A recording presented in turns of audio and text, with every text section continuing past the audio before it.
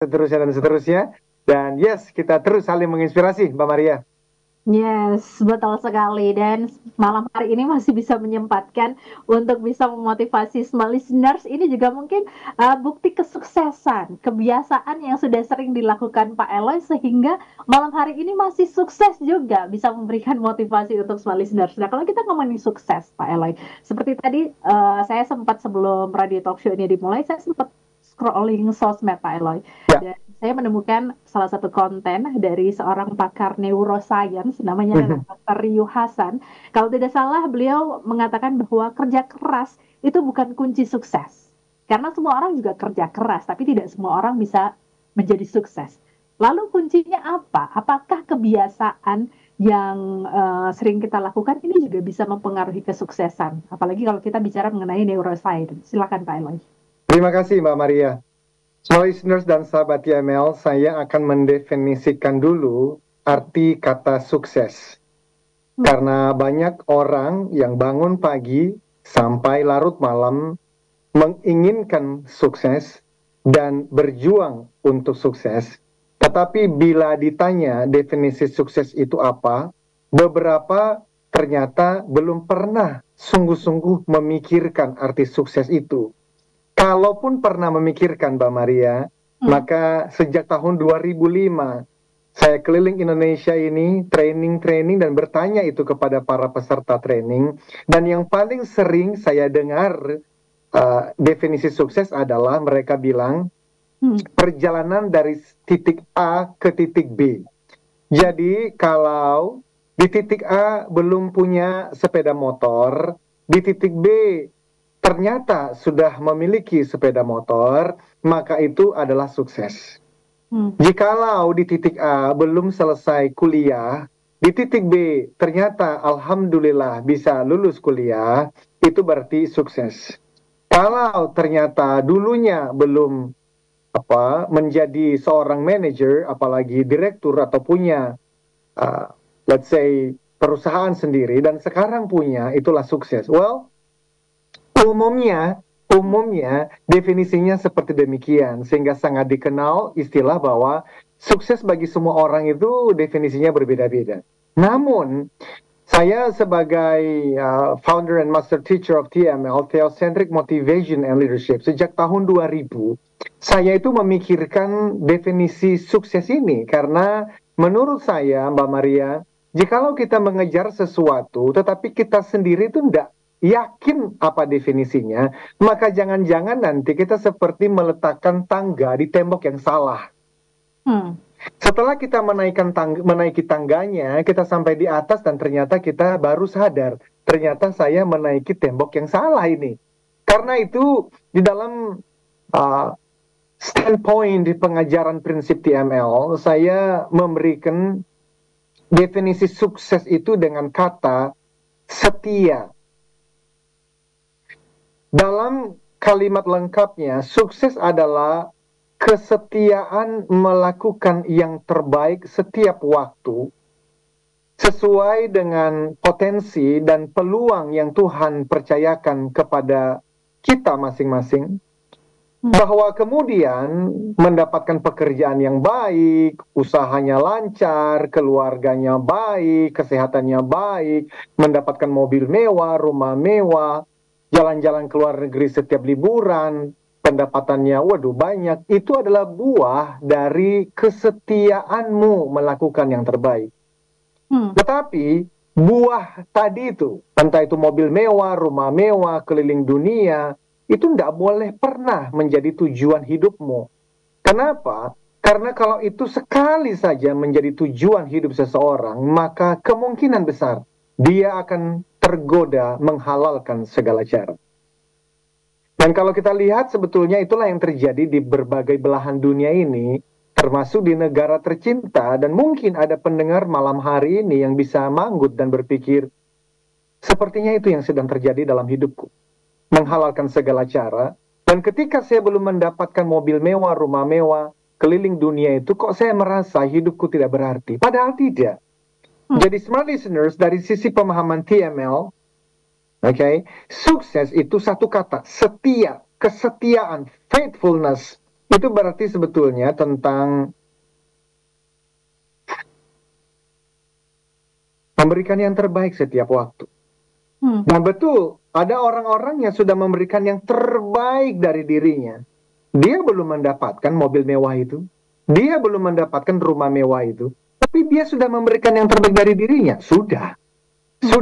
Ada orang-orang di luar sana yang belum memberikan yang terbaik dari dirinya. Tetapi dia bisa memberikan 10 bahkan 100 kali lipat lebih.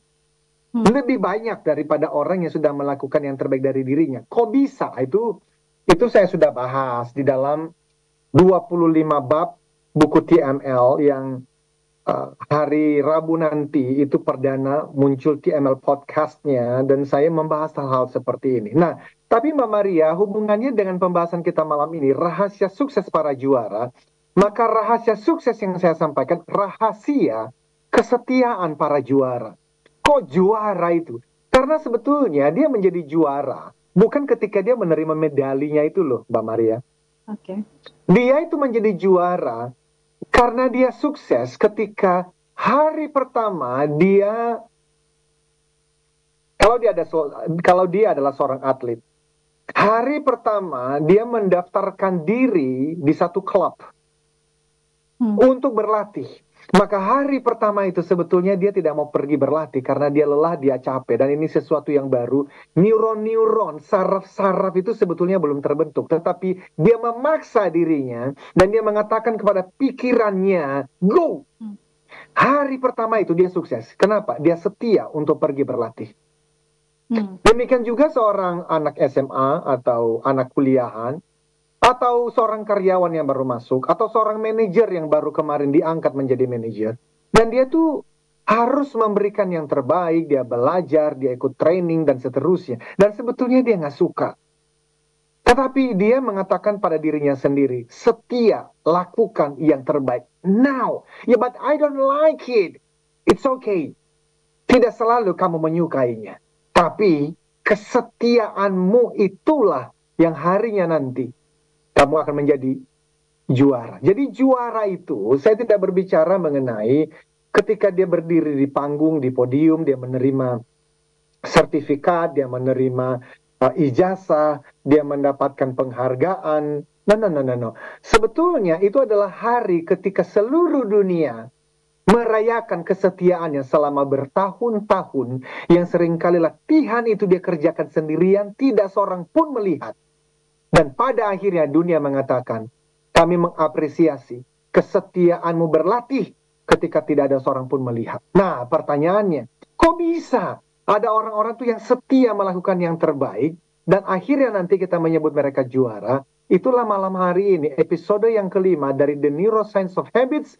Terusan dari minggu lalu kita bicara amigdala, malam ini kita bicara mengenai bagian otak yang namanya PFC, prefrontal cortex. Demikian Mbak Maria.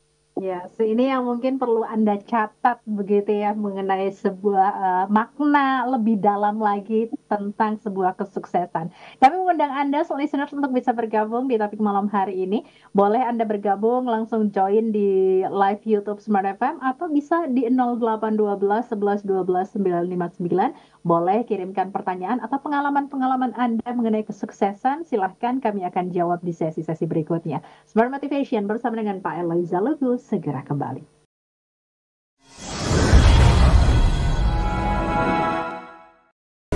Apakah menjadi trainer, motivator, coach, dan konsultan merupakan impian terdalam yang ingin Anda wujudkan? Eloy Zalogu, founder and master teacher of TML, Theocentric Motivation and Leadership, kembali memberikan kesempatan kepada 25 orang terpilih menjadi Certified Theocentric Motivator Batch 7 tahun 2024. Jadilah Theocentric Motivator and Sales Trainer dengan konsep pelatihan yang menggabungkan pemahaman spiritual dengan ilmu motivasi, neuroscience, dan strategi penjualan yang tepat. Dilaksanakan Jumat dan Sabtu 20-21 September dan 27-28 September 2024. Dapatkan potongan hingga 50% dari investasi normal.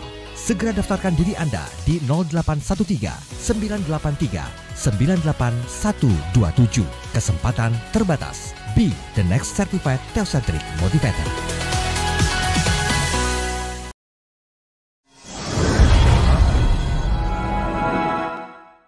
kita kembali lagi dalam Smart Motivation di topik kita malam hari ini, The Neuroscience of Habits, episode kelima, PFC, Rahasia Sukses Para Juara. Anda boleh menyimak langsung melalui live YouTube Smart FM, atau silahkan sekali lagi kami undang Anda untuk bisa sharing, bertanya di 0812 11 12 959. Kalau tadi boleh kita garis bawahi ya, bahwa Pak Eloy menyebutkan bahwa definisi kesuksesan ini adalah kesetiaan. Yang perlu kita garis bawahi adalah kesetiaan, di mana ini merupakan sebuah habit, komitmen. Ketika Anda bekerja, walau tidak ada yang mungkin mau monitoring gitu, Anda tetap setia dan tekun dalam pekerjaan Anda. Lalu apa hubungannya sih ini sudah dengan neuroscience, Pak Eloy? Mungkin silahkan. Terima kasih Mbak Maria. Jadi saya belajar dari banyak ahli mengenai neuroscience ini. Saya berkali-kali menyebut misalnya orang bernama Joe Dispenza. Nah, nanti ke depan kita akan juga belajar dari Andrew Huberman. Tapi malam ini saya menyebut nama Frederick Fabritius. Beliau juga adalah seorang neuroscientist, dan saya banyak belajar tentang PFC ini dari dia ya. Jadi teman-teman, PFC itu apa? Tadi saya sudah sampaikan, singkatan P-nya adalah pre, F-nya frontal, dan C-nya adalah cortex, PFC, prefrontal cortex. Jadi sebenarnya begini, para peneliti di dalam ilmu neuroscience itu melihat apa sih yang berbeda dari para great performers atau para juara di bidang masing-masing. Dan mereka menemukan, Mbak Maria, yang berbeda itu adalah PFC-nya, prefrontal cortex-nya. Dan itu bagian dari otak kita yang ada di neocortex yang kita sudah pernah bahas waktu lalu. Jadi neocortex, di dalamnya ada banyak lagi bagian, dan itu salah satunya adalah prefrontal cortex. Nah, PFC ini tuh adalah bagian otak yang membuat kita berbeda dari binatang. Ya, berbeda, manusia berbeda karena manusia punya PFC. PFC adalah bagian dari otak yang kita butuhkan untuk rational processing namanya. Jadi berpikir secara rasional. Ya, ini disebut juga higher level processing. Ini adalah bagian otak yang Tuhan berikan kepada umat manusia untuk berpikir secara terencana. Jadi planning ada di situ, membuat strategi ada di sana, ya. Dan kemudian PFC juga adalah bagian dari otak yang digunakan ketika kita memilah dan memilih, ya, untuk kemudian memutuskan model atau solusi mana yang terbaik untuk kita ambil. Nah, semua itu dikerjakan oleh PFC, prefrontal cortex. Ya, jadi rekan-rekan semua yang mendengarkan kita malam ini, dan sebagian juga bahkan nanti akan ikut ya berkontribusi dengan memberikan pertanyaan atau tanggapan, itu sedang menggunakan PFC-nya, Mbak Maria. Karena jika tidak, mereka tidak akan memilih untuk mengikuti acara ini, apalagi setia bertahan sampai akhir dan ikut berkontribusi. Nah, begini smart listeners, sebenarnya perusahaan, kalau kita bicara konteks perusahaan ini, oke? Perusahaan itu mencari karyawan, apalagi kalau udah di level supervisor, manager, sampai level direksi, yang memiliki PFC dengan fungsi yang sangat baik. Jadi PFC-nya itu berfungsi sangat baik. Loh, kenapa? Ya tadi, karena PFC itu berguna untuk membuat rencana, strategi, dan ternyata tadi dengan klien dan para peserta di training kami seharian ini kan bicara mengenai problem solving mindset dan problem solving berbagai tools dan model. Nah, itu menggunakan prefrontal cortex ini. Kalau prefrontal cortex-nya ternyata tidak berfungsi baik, maka orang-orang itu berarti tidak bisa tidak bisa membuat strategi dan perencanaan yang baik.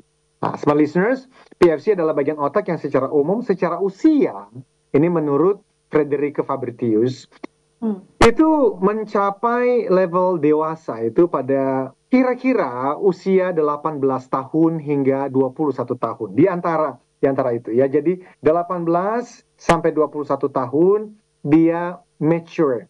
Bukan berarti dia stuck, bukan, karena ada istilah neuroplasticity di mana otak kita ini bisa berubah, ya, bisa lebih berkembang lagi. Tetapi level kedewasaan, makanya kan namanya SIM, surat izin mengemudi misalnya, atau KTP. Nah, itu di berbagai belahan dunia ini, itu ada usia tertentu untuk diberikan. Karena dikatakan di situ prefrontal cortex-nya sudah lebih dewasa. Jadi dewasa maksudnya apa? Mengambil tanggung jawab 100% ya atas apa yang dia lakukan, dan dia sudah bisa merencanakan apa sih yang akan kulakukan, dan konsekuensi-konsekuensi dari setiap kata dan perbuatannya itu sudah mulai bisa dipikirkan. Ketika PFC-nya dia itu mulai dewasa. Walaupun demikian, ya bukan berarti kalau usia 22, 32, 42, 82 pasti sudah dewasa. Enggak juga. Kita bertemu dengan orang-orang yang sudah berusia begitu, ternyata belum terlalu dewasa. Tapi secara umum, dunia mengakui 18 sampai 21 tahun, seseorang bisa dikatakan prefrontal cortex-nya sudah dewasa matang, dan kenapa demikian mereka diberikan surat izin mengemudi dan sebagainya. Demikian, Mbak Maria. Lalu apa yang kemudian membuat seseorang itu memiliki PFC yang baik atau tidak baik, Pak Eloy? Oh wow, this is good. Jadi, PFC baik atau tidak baik tergantung dari informasi yang masuk ke dalam pikiran. Kita sudah pernah membahas di episode sebelumnya ya, apa definisi dari pikiran, mind. Bahwa kemudian nanti ada mindset, itu kan dua kata, mind, pikiran, set itu pola, jadi pola pikir. Mindset itu adalah brain at works, jadi otak yang sedang bekerja. Hasil dari otak yang bekerja itu disebut sebagai pikiran. Nah, kalau pikiran itu berpola, artinya berulang, terjadi lagi dan lagi dan lagi, maka berarti cara kerja otaknya juga sudah terpola. Nah, dari mana datangnya itu? Ya, dari informasi referensi, buku yang dibaca, apa yang ditonton, pembicaraan dengan orang tua sejak masih kecil, dan termasuk mendengarkan radio talk seperti ini.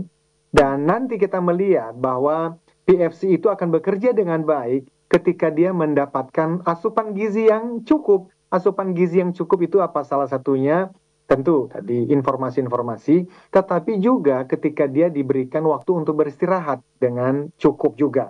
Nah, Mbak Maria, izin saya kembali sedikit mengenai usia kedewasaan PFC tadi ya. Bagi rekan-rekan yang punya anak remaja di rumah, usia let's say 12, 13, 14, 15 tahun, yang mungkin saja mereka di masa-masa banyak berargumentasi dengan orang tuanya. Tetapi argumentasi itu seringkali kita merasa salah loh. Anak kita tidak dewasa, tidak bertanggung jawab, dan seterusnya. Saya mau mengingatkan bahwa rekan-rekan sesama orang tua, saya punya dua anak remaja di rumah ini, 14 tahun dan 12 tahun. Kenapa mereka seperti itu? Karena memang prefrontal cortex mereka masih terus bertumbuh. Jangankan di usia 12, 13, 14, 15 tahun. Tadi saya sudah katakan. Di usia 82 tahun pun banyak juga karena tidak dengan sengaja membangun pola pikirnya, ya belum juga PFC-nya dikatakan dewasa. So, izin saya menyisipkan itu kepada rekan-rekan orang tua yang sedang mendengarkan ini, bahwa PFC itu ada usianya untuk kemudian bertumbuh, dan di bawah usia 18 tahun harus lebih sabar karena memang ya PFC mereka masih dalam tahap pertumbuhan. Demikian, Mbak Maria. Oke, berarti kalau kita berbicara tadi, PFC ini akan bekerja dengan baik ketika mendapatkan asupan gizi yang baik. Ya. Tadi contohnya adalah kita mendengarkan hal-hal yang baik, hal-hal yang positif, kemudian mungkin mendapatkan reward dan sebagainya. Apakah ini kemudian memacu seseorang untuk bisa meraih kesuksesan, Pak Eloy? Kita jawab nanti ya di sesi berikutnya. Tahan dulu. Kita undang Anda juga untuk bisa boleh bergabung bersama kami sekali lagi. Nanti akan kita bacakan di sesi berikutnya. Smart Motivation bersama dengan Pak Eloy Zaluku segera kembali.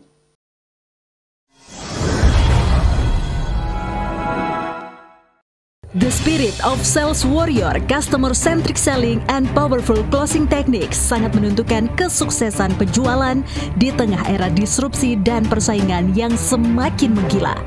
Saatnya Anda dan tim penjualan dilatih menjadi sales warrior selama 55 jam non-stop untuk mencapai hasil 10 kali lebih banyak. Segera daftarkan diri Anda dan tim penjualan dalam pelatihan khusus Sales Warrior Military Camp batch ke-19 bersama Eloy Zaluku dan tim. Kamis sampai dengan Sabtu, 16 sampai dengan 18 Mei 2024, 55 jam non-stop di Jakarta dan Hutan, Jawa Barat. Informasi dan pendaftaran hubungi Capstone Asia Servitama di 0813 857 85704. Sales Warrior, lampaui batasmu, beri solusimu, raih targetmu.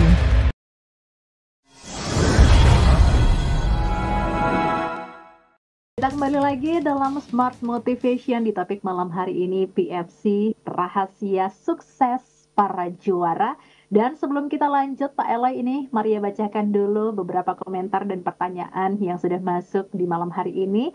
Selamat malam untuk Bapak Rudi Irwansyah dari Medan. Semangat pagi Pak Eloy, Tuhan tidak mengharuskan kita sukses. Tuhan mengharapkan kita setia melakukan kebaikan, menjaga kualitas spiritualitas.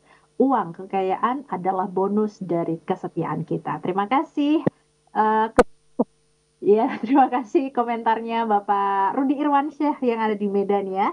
Berlanjut, ini ada satu pertanyaan dari Bapak William Antonio yang ada di kota Jakarta. Selamat malam Pak Eloy, apakah kombinasi dari ketiga faktor ini, passion, fokus, dan konsistensi, ini membentuk dasar dari kesuksesan para juara? Dengan semangat yang kuat, fokus dan tajam, maksudnya fokus yang tajam dan konsistensi dalam tindakan, mereka dapat mengatasi segala rintangan dan mencapai tujuan yang mereka inginkan. Silahkan ditanggapi dulu Pak Eloy. Wow, this is good. Terima kasih. Saya melihat ya bahwa yang terpenting pada akhirnya setiap orang itu punya standpoint. Standpoint itu semacam prinsip yang dipegang tanpa kompromi. Dan siapapun yang berhasil mencapai puncak keberhasilan dalam profesi apapun, itu sebetulnya kalau dilihat nantinya mereka memegang prinsip-prinsip tertentu. Nah, tiga kata yang disampaikan oleh sahabat kita tadi, Bro William atau Willy tadi ya, fokus, passion, komitmen. Oh ya, bahkan di depan saya ini ada satu buku yang bagus sekali, sekitar 5 tahun yang lalu pernah saya baca dan mengubahkan hidup saya juga. The One Thing. Itu fokus gitu, The One Thing. Bayangkan orang-orang ya, yang selama 1 tahun menggeluti satu bidang profesi tertentu. Misalnya menjadi seorang content creator lah, let's say. Tapi kemudian dia menjadi agen asuransi di tahun yang kedua. Dan baru 2 tahun bergelut di asuransi, ternyata kemudian dia mau menjadi seorang trainer. Nggak akan pernah. Kenapa? Karena cara kerja otak tuh nggak begitu. Cara kerja otak adalah ketika Anda mempelajari satu bidang, neuron-neuron saraf itu mulai terbentuk. Dan semakin banyak informasi yang mendukung, informasi-informasi tertentu tersebut, apalagi memperjuangkannya, mempraktikannya, jatuh, bangkit lagi. Maka neuron-neuron itu semakin tajam dan semakin besar, dan akhirnya suatu hari Anda bisa menemukan peluang-peluang yang tidak pernah bisa dilihat orang-orang yang baru menggelutinya 1-2 bulan. Ya, jadi fokus, passion, komitmen, yes. Tetapi bagaimana itu bisa membawa kesuksesan? Ya, karena memang itu sudah menjadi prinsip seseorang. Nah, tapi yang kedua yang saya mau sampaikan adalah sekali lagi, kalaupun ada seseorang yang juga menggunakan itu sebagai prinsip hidupnya, Apakah nanti kesuksesannya akan persis sama dengan orang lain yang menggunakan prinsip yang sama juga? Enggak juga, kenapa? Hidup ini kan misteri ya. Betul. Ada hal-hal itu yang kemudian terjadi itu di luar rencana kita. Saya belajar ya, sekitar 3 bulan yang lalu, ada satu video yang saya tonton di YouTube berkali-kali, dan judulnya adalah You Do Not Plan Your Life. God planned your life. Ini kalau berbicara dari sisi spiritual. Manusia itu berencana boleh, tapi kalau mau jujur, banyak dari hal-hal yang Anda dapatkan dan raih, kalau mau jujur nih, itu sebetulnya di luar dari rencana-rencanamu. Tetapi kenapa manusia masih berencana? Karena cara kerja otak memang demikian. Kalau otak ini tidak diberikan rencana, dia akan go wild, dia akan liar. Jadi harus berencana. Tetapi apakah rencana-rencana itu yang kemudian nanti menjadikanmu sukses atau tidak? Bisa, karena memang ada where focus goes, energy flows. Tetapi, sekali lagi, ini harus diintegrasikan, Mbak Maria, antara spiritual dengan motivasi. Nah, neuroscience of habits itu adalah cara kerja otak dan murni bicara mengenai motivasi. Tetapi saya selalu mengedepankan bahwa, ketika saya lagi berbicara mengenai motivasi, bicara mengenai how brain works, jangan lupa ini sisi yang kedua dari perjalanan kita. Sisi yang pertama itu apa? Theosentris, spiritual. Sisi yang kedua apa? Motivation. Itu apa? Cara kerja otak. Dan nanti sisi yang ketiga adalah gabungan antara spiritual dengan motivasi, muncullah kepemimpinan yang efektif. Demikian jawaban saya, Mbak Maria. Yes, oke. Semoga terjawab ya untuk Bapak William Anthony. Kalau kita ngomongin tadi ya Pak Eloy sempat mengatakan bahwa PFC ini membantu kedewasaan seseorang. Kedewasaan seperti apa yang digambarkan dari neuroscience ini, Pak Eloy? Ya, very good. Smart listeners dan sahabat TML, kedewasaan di sini berhubungan dengan rasa tanggung jawab Mbak Maria dalam menghadapi setiap hambatan kehidupan. Dan kita hidup tuh ya di masa-masa yang semakin sulit. Ini bukan menakut-nakuti, tetapi that's the reality. Ekonomi semakin menantang, perang terjadi di mana-mana, perkembangan teknologi, tidak semua orang siap loh Mbak Maria. Dan bagaimana kita sebagai orang tua, godaan 20 tahun yang lalu, dengan godaan yang dihadapi oleh anak-anak remaja kita, apalagi anak-anak yang lebih kecil lagi saat ini, itu mengerikan sekali. Nah, di dalam kehidupan dengan penuh hambatan dan tantangan seperti itu, prefrontal cortex ini semakin perlu untuk kemudian dikelola baik-baik. Orang yang dewasa, salah satu cirinya apa Mbak Maria? Tidak menyalahkan orang lain atau keadaan. Orang dan dewasa mengambil tanggung jawab 100% atas hidupnya, keluarganya, pekerjaannya, dan menyelesaikannya, tidak lagi tunjuk jari. Dan kita membutuhkan kan orang-orang seperti demikian. Apalagi teman-teman Gen Z yang katanya, saya tidak terlalu setuju dengan labeling generasi strawberry, apalagi nih generasi alpha nanti yang lahirnya tahun 2010 ke atas. Ini berarti kan sekarang usia 14 tahun. Well, tetapi memang kondisinya semakin banyak orang yang terbiasa nunjuk jari dan mau mengambil jalur yang lebih mudah untuk dia. Dan itulah yang kita perjuangkan. Salah satunya dengan kemudian, ayo kita kenali PFC ini. Nah sebenarnya apakah PFC bisa dibangun sejak kecil? Bisa banget. Itu misalnya ya, kita tahu namanya delaying gratification. Pertama kali saya belajar delaying gratification ini sebenarnya tahun 98, 99, ketika dulu saya masih kuliah. Itu ditulis oleh, judulnya adalah Judul bukunya itu The Road Less Traveled. Road artinya jalan, less artinya jarang, traveled artinya dilalui. Jadi ada satu jalan yang jarang dilalui orang, ditulis oleh seorang. Di dalam buku ini, dia bicara mengenai delaying gratification yang artinya menunda kepuasan sementara. Oh, itu indah sekali. Dan terus terang saja, saya bisa ada di sini. Selain dari anugerah Tuhan, tetapi juga salah satu ketika saya mempelajari pentingnya konsep delaying gratification. Manusia itu kan ingin menikmati hidup. Dan kalau mau, dan maunya tuh sekarang. Jangan nanti, sekarang. Dan banyak orang yang tidak sabar. Nah, tetapi delaying gratification itu mengatakan tunggu. Dan itu hasil penelitian ya. Kita pernah mendengar di tahun 60-an, itu anak-anak dan para remaja, anak-anak waktu itu kan diteliti ya. Sekelompok anak-anak diberikan pilihan untuk memperoleh satu marshmallow, sehingga bahkan ada yang 2 marshmallow jika mereka menunggu 5 menit.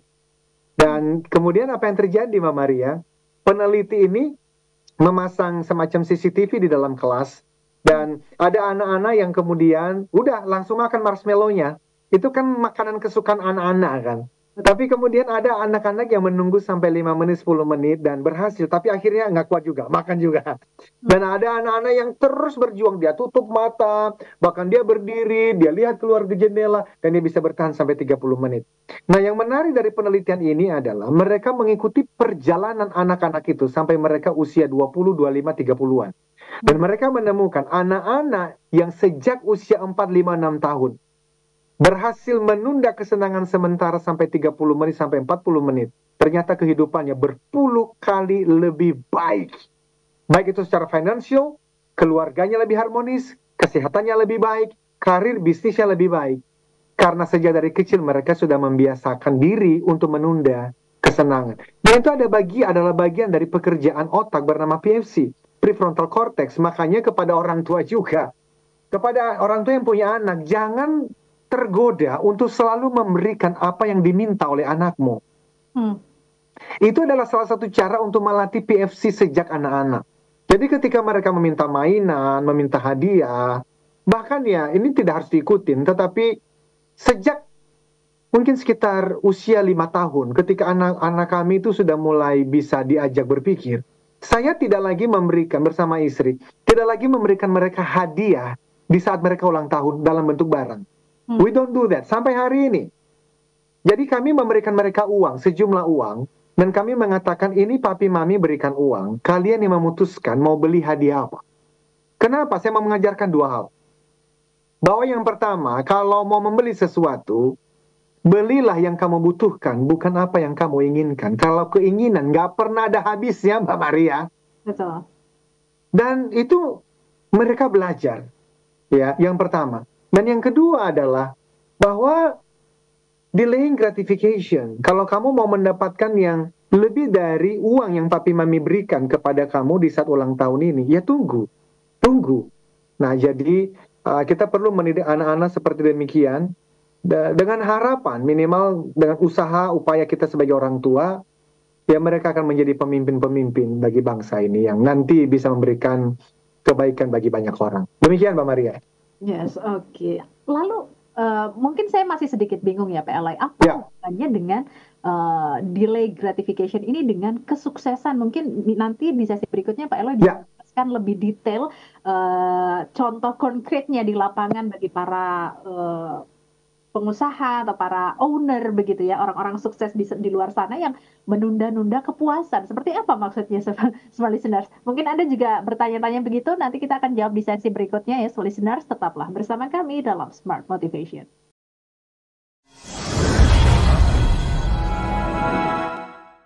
And inspiration, kita masuk di sesi terakhir dalam Smart Motivation. Di topik kita malam hari ini, PFC Rahasia Sukses Para Juara.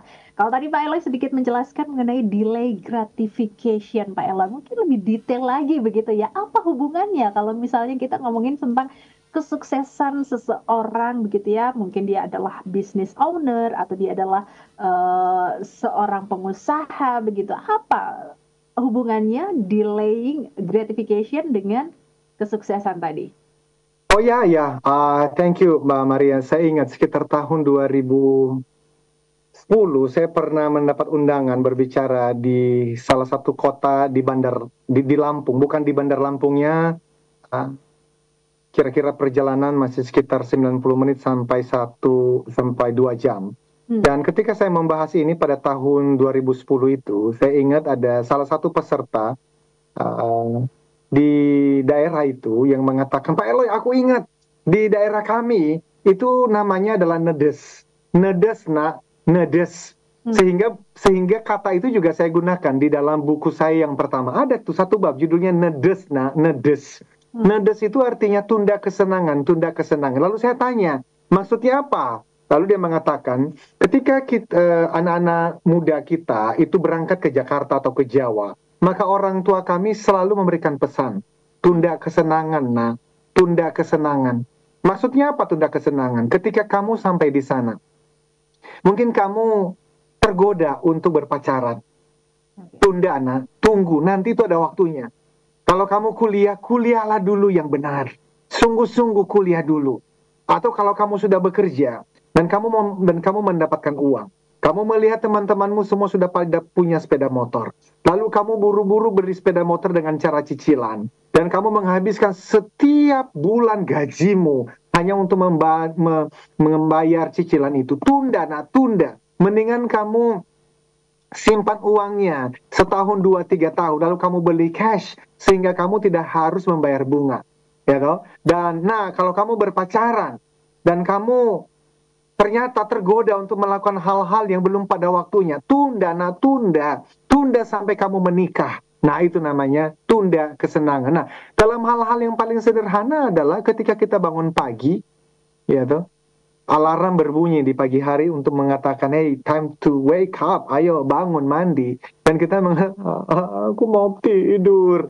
Maka nedes mengatakan begini, tunda rasa ingin tidur itu, dan sekarang kamu bangun dan pergi bekerja karena akan ada waktunya. Kamu bisa menikmati waktu tidur lebih lama, tetapi bukan hari ini, karena hari ini, pagi ini kamu harus bangun, pergi bekerja. Atau bagi mereka yang pergi nge-gym, kamu harus nge-gym, tunda tapi aku pingin makan enak, ini enak banget makanannya. Dan delaying gratification tunda, jangan makan makanan itu sekarang. Loh kenapa? Karena dengan kamu menunda kesenangan yang sementara ini, kamu akan mendapatkan bentuk fisik, kesehatan yang kamu inginkan. Tidak ada kesuksesan apapun, dalam hal apapun, tanpa delaying gratification. Kira-kira begitu, Mbak Maria. Yes, oke. Berarti ini adalah salah satu kunci sukses para juara, begitu ya. Bisa memanage delay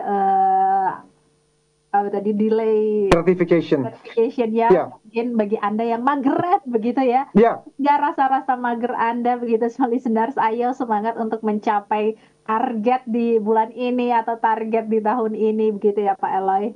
Ya, dan itu adalah hasil kerja dari prefrontal cortex. Itu hasil kerja dari prefrontal cortex. Itulah kenapa PFC itu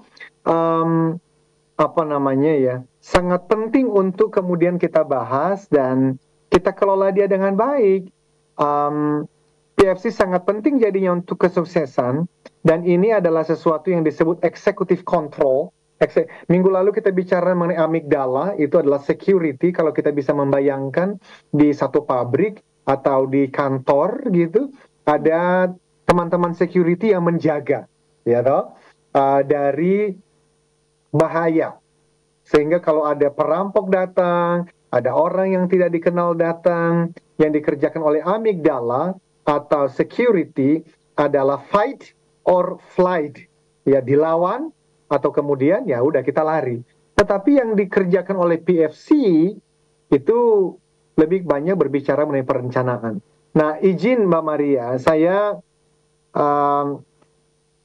menyampaikan bahwa PFC ini bekerja dengan baik ketika istirahat cukup, ya, makan makanan bergizi, olahraga yang cukup, dan doa juga itu sangat baik. Sehingga di dunia sekarang ini ngetrend banget yang namanya mindfulness, meditation, dan apalagi para eksekutif di perusahaan-perusahaan besar, mereka mempraktekkan itu. Juga para artis-artis yang sangat terkenal di tengah-tengah kesibukan, ya toh. mindfulness, meditation. Tentu ya, ketika saya mengatakan mindful dan meditation, saya tidak bicara mindfulness meditation gaya New Age movement. Saya berbicara mengenai meditation dan mindfulness versinya TML. Saya sudah membahas itu dan kita sudah bahas juga di buku yang sebelumnya, Leadership Habits and Culture Transformation. Tetapi ya minggu depan sebetulnya kita akan berbicara mengenai apa yang terjadi ketika PFC dan limbic system bertemu. Atau kalau boleh saya minta 2 menit untuk membahasnya saja, Mbak Maria. Jadi minggu depan kita bicara mengenai reward and threats. Jadi begini, smart listeners, yang namanya PFC itu punya semacam bagian otak yang lain kan ada limbic system. Itulah bagian otak tempat di mana emosi kita diproses. Oke. Nah, bisa dibilang ketika prefrontal cortex dan limbic system berkelahi, limbic system itu hampir selalu menang. Hampir selalu menang. Nah, jadi lalu harus bagaimana? Nah, minggu depan kita akan membahas lebih detail. Terus gimana dong supaya kita bisa mendapatkan yang lebih baik sehingga prefrontal cortex tadi bisa kita kelola lebih baik. Kira-kira seperti itu, Mbak Maria. Yes, oke. Kita masih ada waktu sekitar 4 menit lagi, Pak Eloy. Saya ingin tanya, kalau tadi Pak Eloy menjelaskan bahwa PFC ini bisa dibangun berdasarkan kebiasaan dari kecil juga. Apakah PFC ini juga bisa kita lihat berdasarkan genetika, Pak Eloy? Oh ya, betul-betul. Very good, very good. Jadi, Mbak Maria, saya belajar dari beberapa neuroscientist dan termasuk tadi yang saya sebut namanya Frederick Fabritius. Beliau mengatakan bahwa PFC itu juga ditentukan oleh genetika. Jadi siapa papa mama, ya cara mereka berpikir itu turun kepada anak-anak. Tetapi apakah kemudian PFC ini satu-satunya yang mempengaruhi adalah genetika? Alhamdulillahnya tidak. Tidak. Karena tadi bisa juga dipengaruhi oleh informasi yang masuk sejak kita bahkan di dalam kandungan ibu. Dan dengan konsep neuroplasticity, di mana otak ini bisa terus berkembang, bahkan orang yang sudah berusia 50 tahun, 60, 70, 80 tahun, otak pun masih bisa diubah dengan cara mengubah informasi dan referensi yang masuk, yang mana diulang-ulang, apalagi nanti kalau diulang, di gelombang otak tertentu sehingga lebih mudah masuk kepada wilayah pikiran bawah sadar. Demikian, Mbak Maria. Yes, oke. Luar biasa. Semoga apa yang kita hadirkan malam hari ini bisa sedikit memberikan inspirasi untuk Anda ya, semua listener. So, Pak Eloy mungkin sedikit closing statement sebelum kita closing malam hari ini, silahkan. Very good. Terima kasih Mbak Maria. Semua listeners dan sahabat TML, kita sudah sampai di episode yang kelima ya. Dalam pembahasan series The Neuroscience of Habits. Neuroscience itu adalah ilmu yang mempelajari tentang saraf, yang mempelajari cara kerja otak. Itu neuroscience. Adapun habits itu adalah kebiasaan yang menurut Joe Dispenza sebagai seorang ahli neuroscience, kebiasaan adalah serangkaian pemikiran, perilaku dan emosi otomatis yang tidak disadari oleh pikiran sadar dan diperoleh melalui pengulangan. Saya sudah pernah bahas bersama-sama dengan Mbak Maria di waktu-waktu yang lalu, bisa sampai 90% dari keseharian kita, cara kita makan, berolahraga, berbicara, bekerja, memimpin, itu dipengaruhi oleh kebiasaan kita. Jadi kalau kebiasaan kita buruk, pasti hasil dari dari dalam hidup kita juga pasti buruk. Itulah sebab kenapa saya kemudian sangat terobsesi mempelajari neuroscience of habits ini, yang mana itu sangat berkaitan dengan cara kerja otak, dan itu dari sisi motivation, tetapi ya selalu kita akan kaitkan dengan hati nurani. Karena begini, small listeners, transformasi yang seutuhnya di dalam diri seseorang, jadi transformasi hidup, itu ada dua hal Pertama, dimulai dari transformasi hati nurani. Nur, hati nurani. Yang mana hati nurani itu nggak bisa diubah oleh manusia. Kenapa? Karena manusia itu sukanya melawan Tuhan. Karena kondisi manusia ini jatuh dalam dosa. Yang diinginkannya adalah melawan Tuhan saja. Jadi kalau ada orang yang kemudian mau percaya kepada Tuhan dan mau menyembah Tuhan, itu bukan karena dia yang hebat, tapi karena Tuhan pertama-tama dan utamanya bekerja dulu dalam hatinya. Itulah sebab di dalam konsep TML, semakin spiritual orang itu baik, dia bukan semakin sombong, justru semakin rendah hati karena dia tahu, bukan aku yang mengerjakan ini. Tuhan yang mengerjakannya terlebih dahulu dalam diriku. Namun, hati nurani yang sudah diubah ini, dan hati nurani yang sudah diubah itu membuka pintu ruhnya manusia bisa kemudian berelasi dengan Tuhan yang menciptakan dan memelihara dirinya. Tidak cukup, harus terjadi renewing of the mind. Pikiran itu harus ditransformasi. Karena kalau tidak, dia akan stuck. Nah, itulah yang sedang kita lakukan. Hati nurani terus kita bicarakan.